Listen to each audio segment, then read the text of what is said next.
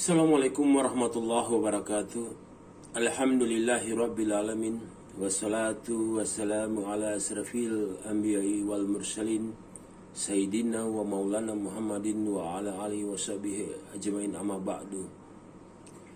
Pertama-tama, marilah sama-sama kita mengucapkan puji dan syukur kehadirat Allah subhanahu wa ta'ala yang memberikan rahmat kesehatan, rahmat hidayah, dan rahmat kesempatan. Dan tak lupa kita haturkan salam dan salawat pada junjungan Rasulullah sallallahu alaihi wasallam. Semoga salam dan rahmat tercurahkan pada kita sekalian. Pertama-tama saya ucapkan terima kasih kepada Bapak dosen pengampu Bapak Dr. Ahmad Rajavi MHI dan teman-teman seangkatan atas dukungannya. Semoga tugas mata kuliah ini bisa memberikan ilmu yang bermanfaat untuk diri saya sendiri dan pada teman-teman pada umumnya. Mata kuliah kali ini tentang mata kuliah Qawaid Fikih dengan subtema Al-Masyaqqatu Tajibu At-Tasiru, kesusahan memunculkan kemudahan.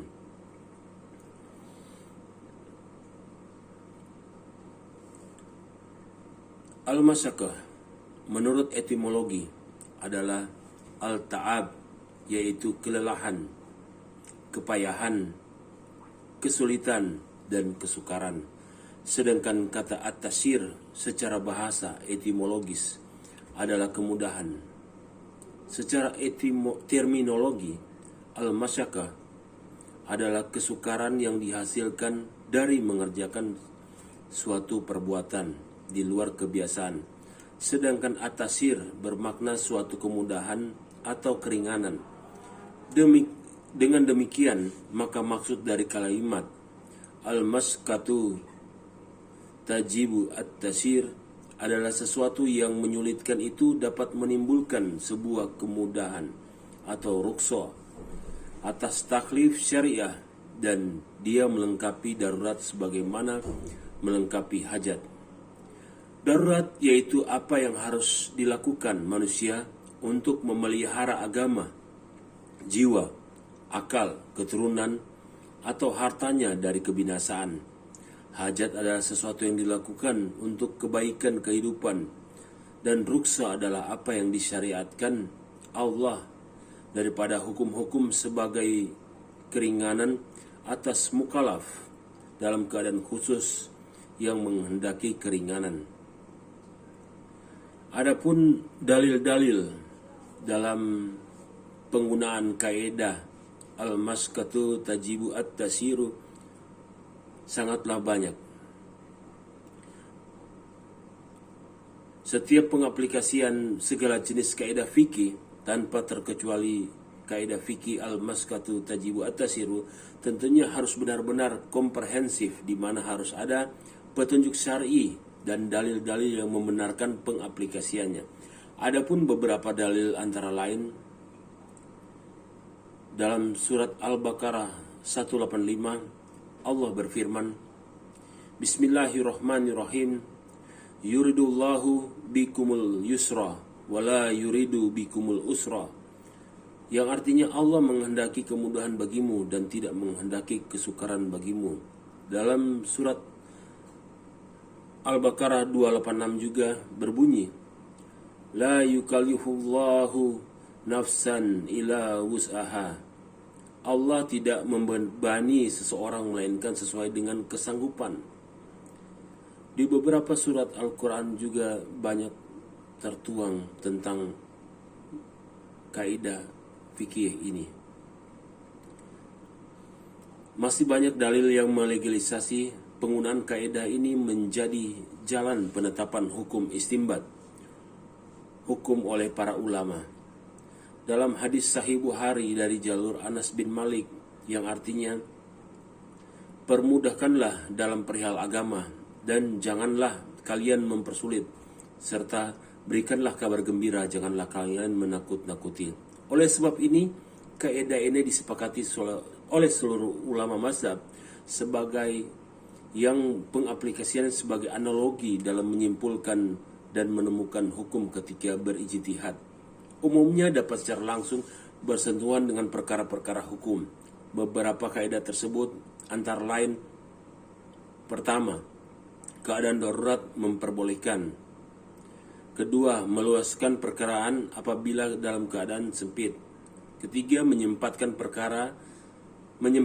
perkara apabila dalam keadaan sangatlah luas. Keempat, sesuatu yang diperbolehkan sebab darurat hanya diperbolehkan sekedar yang dibutuhkan saja. Kelima, sesuatu yang pernah diperbolehkan sebab karena uzur, maka batalah ketika uzur tersebut hilang.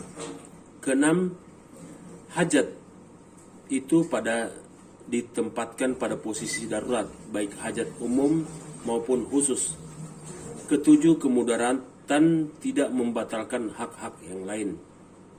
Kedelapan, kemudahan tidak dibatalkan dengan sebab kesukaran. Beberapa pengaplikasian kaidah di atas akan muncul pada pembahasan selanjutnya.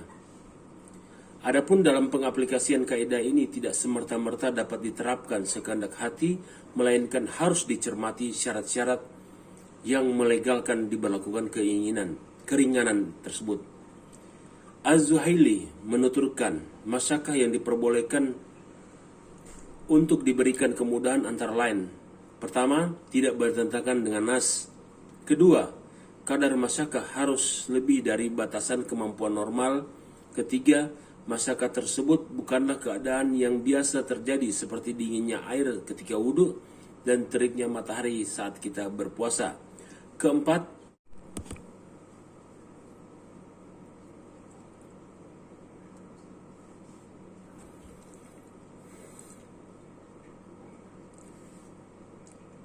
tidak berlaku terhadap sanksi syara seperti rajam zina dan perinya hudud, derita dalam jihad dan sebagainya. Hal ini menjadi kesepakatan bagi para ulama, terutama ulama mazhab 4. Syarat-syarat tersebut benar-benar wujud jika hendak mendapatkan kemudahan atas masyakah atau pelanggaran terhadapnya. Merupakan suatu hal yang berlebih-lebihan dalam menjalankan syariat. Salih Sadlan dalam kitabnya Al-Qawaid Al-Kubra menyebutkan setidaknya ada 7 sebab yang dapat diberikan keringanan oleh syarat, yaitu pertama, karena dalam perjalanan. Kedua, ketika dalam keadaan sakit. Ketiga, ketika terancam atau terpaksa. Keempat, lupa atau lalai. Kelima, ketidaktahuan. Jenis ketidaktahuan ini dikelompokkan menjadi 2, yaitu ketidaktahuan karena kekafiran dan ketidaktahuan karena syariat hukum dalam keimanan. Adapun yang termaksud dalam pembahasan di atas adalah jenis kedua, yaitu ketidaktahuan akan hukum yang dianggap dimaafkan setelah mengetahui hakikatnya harus bertaubat pada Allah. Seperti dikatakan oleh Al-Uzaimin dalam syairnya, hukum syarak tidak dibebankan ketika tidak memiliki pengetahuan tentangnya. Buktinya perlakuan kejahatan hukumnya hanya ketika dia mengetahui hukumnya.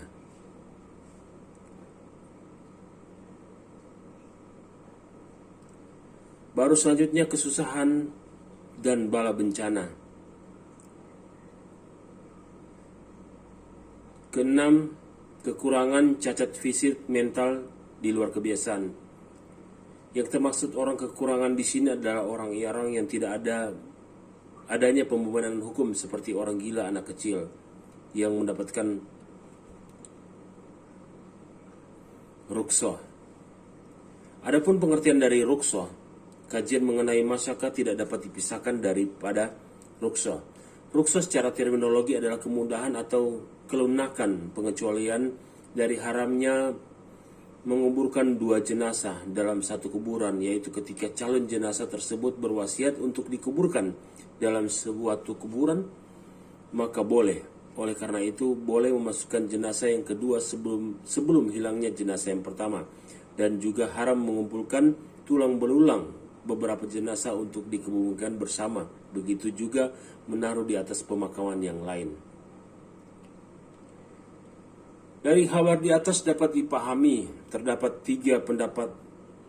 Yang pertama, menurut kaul yang mu'tamad, pendapat yang paling bisa digunakan atau dipegang, mengubur 2 jenazah atau lebih dalam satu liang kubur adalah haram, meskipun kebenaran jenazah tersebut berjenis kelamin sama, laki-laki dengan laki-laki, perempuan dengan perempuan, atau pasangan suami istri, atau masih kecil belum menimbulkan syahwat, atau bersaudara mahram, kecuali apabila jenazah pertama diperkirakan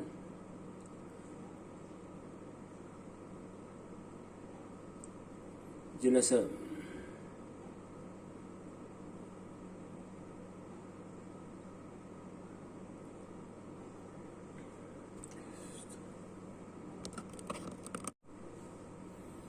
Dari kabar di atas dapat dipahami terdapat 3 pendapat. Dalam hal ini, pertama, menurut kaul yang mu'tamad, pendapat yang paling bisa digunakan pegangan. Mengubur 2 jenazah atau lebih dalam suatu liang kubur adalah haram, meskipun keberadaan jenazah tersebut berjenis kelamin sama, laki-laki dengan laki-laki, perempuan dengan perempuan, atau pasangan suami istri, atau masih kecil belum menimbulkan syahwat, atau bersaudara, kecuali apabila jenazah pertama diperkirakan oleh seorang ahli bahwa jenazah pertama telah hancur dan tidak ada yang tersisa dari bagian tubuh jenazah yang pertama. Kedua, menurut Imam Al-Mawardi, hukum menguburkan 2 jenazah atau lebih adalah makruh apabila keberadaan jenazah berjenis kelamin sama atau bersaudara, atau pasangan suami istri, atau masih kecil, maka haram menguburkan 2 jenazah atau lebih dalam satu liang kubur apabila berbeda jenis kelamin. Ketiga, menurut sebagian ulama yang lain, jika antara jenazah yang pertama dan jenazah yang kedua sama-sama berwasiat untuk dikubur dalam satu kuburan, maka hukum mengubur 2 jenazah atau lebih dalam satu kuburan adalah boleh. Namun pendapat ini ditentang oleh Imam Al-Sibramulisi karena dianggap berwasiat dengan perkara yang diharamkan, maka tidak boleh dilaksanakan. Perbedaan pendapat di kalangan ulama ahli fikih mengenai hukum mengubur lebih dari 1 jenazah dalam satu kuburan seperti yang telah diuraikan di atas adalah tidak dalam kondisi darurat. Apabila dalam kondisi darurat, maka hukum menguburkan lebih dari 1 jenazah dalam satu kuburan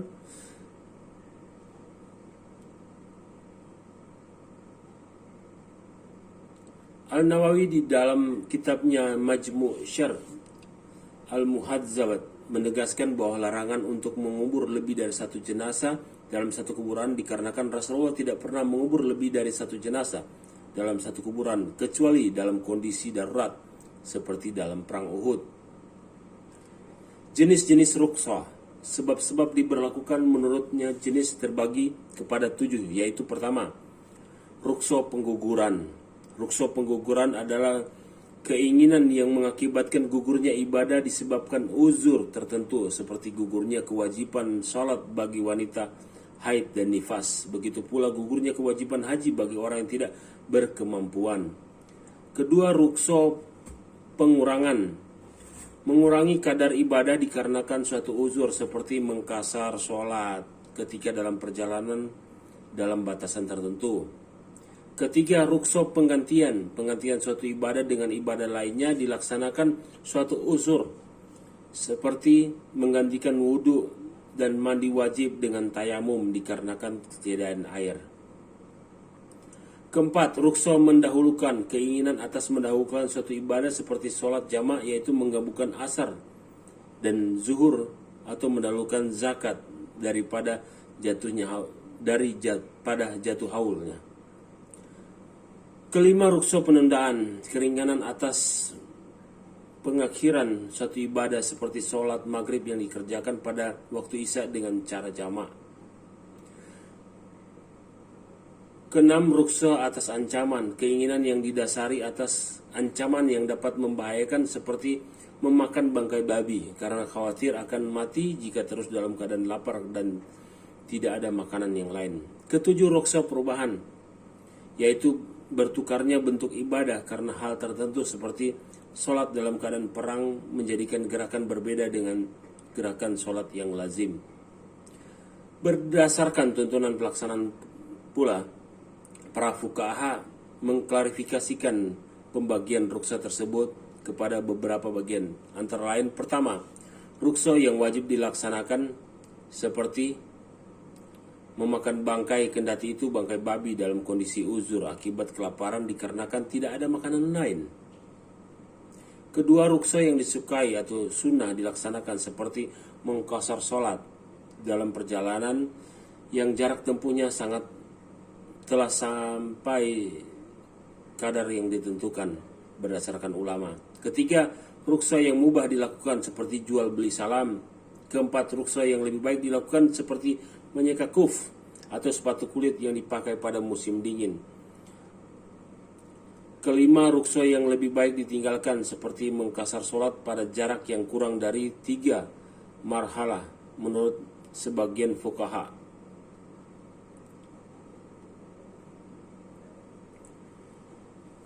Pada kesempatan ini saya memberi penyimpulan bahwa al-masyaqah kusukar. Baiklah, pada kesempatan ini saya menggaris bawahi kesimpulan tentang makalah saya. Al-masyaqah atau kesukaran menurut istilah jika suatu perkara ditemukan kesukaran dalam sesuatu, maka ia menjadi penyebab syar'i yang dibenarkan untuk mempermudah atau meringankan menghapus kesukaran dari subjek hukum pada saat melaksanakan aturan-aturan hukum dari segi apapun.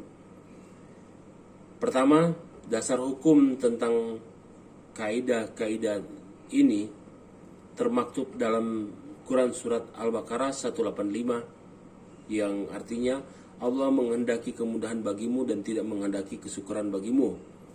Selanjutnya dalam hadis riwayat Sahih Bukhari yang artinya permudahkanlah dalam perihal agama dan janganlah kalian persulit, serta berilah kabar gembira dan janganlah kalian menakut-nakuti.